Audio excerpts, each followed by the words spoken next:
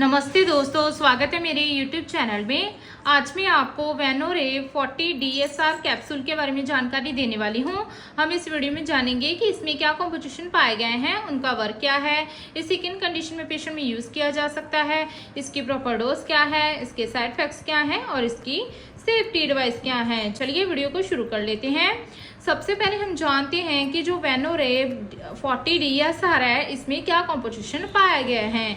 जो वेनोरेव 40 DSR है, इसमें जो रिबेप्राजोल सोडियम है ये 40 mg EC पाया गया है एंड इसमें जो डोमपेरिडोन है ये 10 mg IR and domperidone 20 mg SR पाया गया है और टोटल इसमें जो डोमपेरिडोन है ये 30 mg पाया गया है और ये BDH कंपनी द्वारा मैन्युफैक्चरिंग किया गया है।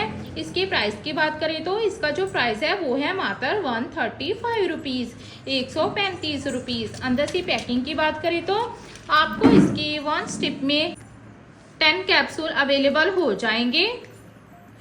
चलिए अब हम इसके वर्क के बारे में जानते हैं कि इसमें जो कॉम्पोजिशन पाए गए हैं उनका वर्क क्या है। जो वेनोरेव 40 DSR है ये 2 कॉम्पोजिशन में मिलने वाली मेडिसिन है।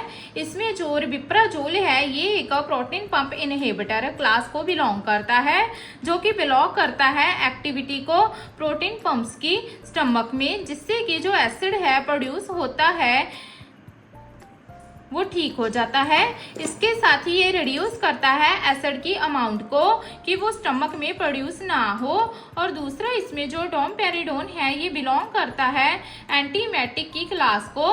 डोमपेरिडोन एक्ट करता है हेल्प करने में कि जो खाना है वो जल्द फूड पाइप में से स्टमक और गट में चला जाए और इसके साथ ही नॉर्मलाइजिंग से डाइजेशन प्रोसेस होता है वो स्टार्ट हो जाता है, मीन्स जो खाना है वो हजम होने लग जाता है। चलिए अब हम इसके यूजेस के बारे में जान लेते हैं कि इसे किन कंडीशन में पेशेंट में यूज किया जा सकता है। जो वेनोरेव 40 DSR कैप्सूल है इसका यूज मैनेजमेंट ऑफ डिस्पेप्सिया। इसमें क्या होता है, जो स्टमक होता है उसको डिस्कम्फर्टनेस हो जाती है ड्यू टू इंडाइजेशन की वजह से, मीन्स खाना हजम ना होने की वजह से डिस्कम्फर्टनेस हो जाती है, जिससे कि पेशेंट को हार्ट बर्न मीन्स सीने में जलन होना, या फिर एपिगैस्ट्रिक पेन मीन्स स्टमक में दर्द होना, या फिर नोजिया वॉमिटिंग मीन्स मतली जैसे आना, या फिर उल्टी जैसे आना हो स्टार्ट हो जाता है, या फिर पेशेंट को फीलिंग ऑफ फुलनेस महसूस होना मीन्स पेट भरा भरा सा लगना, या फिर इसके बिना एसिड रिफ्लक्स होना due to hyperacidity means बहुत ही ज़्यादा एसिडिटी प्रोड्यूस हो जाना, जिसकी वजह से पेशेंट को एसिड रिफ्लक्स होने लगता है। इसमें क्या होता है, जो एसिड होता है वो मुंह के जरिए बाहर निकलने लग जाता है। या फिर इसके बिना इस कैप्सूल को स्टमक अल्सर मीन्स किसी पेशेंट के पेप्टिक अल्सर हुए हैं स्टमक में तो उसके ड्यूरिंग भी इस ट्रीटमेंट के लिए इसका यूज किया जा सकता है, जे स्टमक में होने वाली जलन को ठीक करता है।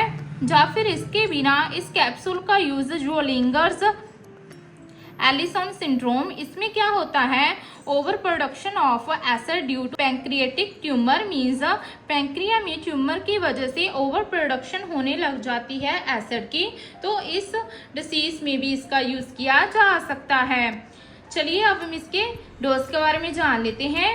जो वेनोरेव 40 DSR है इसकी डोज और ड्यूरेशन पेशेंट की एज, सेक्स, बॉडी वेट और उसके सिम्टम्स एंड डिसीज पर डिपेंड करती है। अदरवाइज डॉक्टर इस कैप्सूल को दिन में 2 बार खाली पेट मीन्स एम्प्टी स्टमक आपको प्रिस्क्राइब कर सकते हैं। कभी भी इस कैप्सूल को तोड़कर चबाकर नहीं खाना है, हमेशा ग्लास ऑफ वाटर के साथ आप इस कैप्सूल का यूज कर सकते हैं।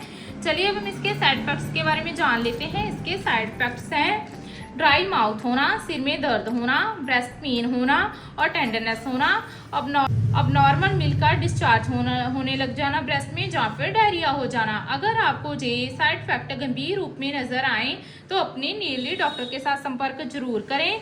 लास्ट में इसके कुछ सेफ्टी एडवाइस के बारे में जान लेते हैं। इसके सेफ्टी एडवाइस, आप इस मेडिसिन का यूज कर रहे हैं तो आपने ड्रिंक का सेवन नहीं करना है, मीन्स शराब का सेवन नहीं करना है।